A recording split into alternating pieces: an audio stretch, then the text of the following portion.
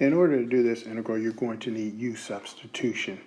So I'm going to notice right away that the natural log of x's derivative is 1 over x, and I see the 1 over x in that integrand.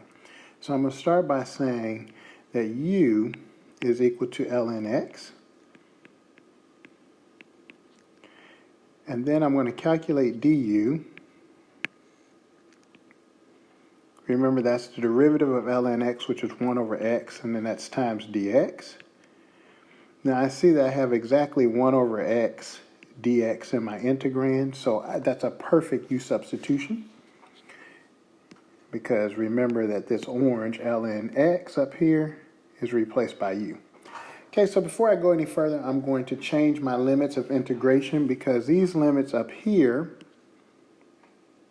get a different color, these limits are for x, so they need to be changed.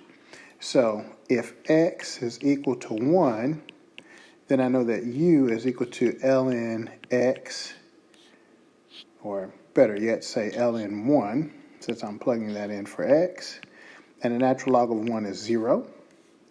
When x is equal to 3, u is equal to the natural log of 3, and I'll just leave it as that.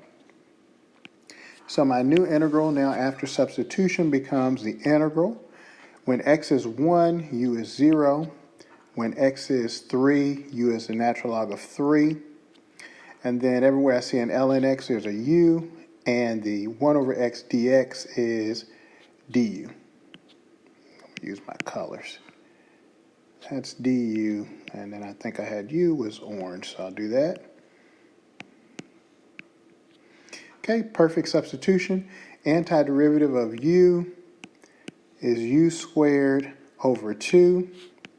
The du, of course, has gone away because this stuff up here just says find me the antiderivative, right? So there's no du, and it's a definite integral, so I'm evaluating that between 0 and the natural log of 3.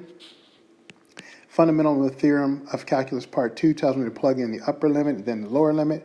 So I get a natural log of 3 all squared divided by 2 minus 0 squared divided by 2, or this should be equal to the natural log of 3 squared over 2.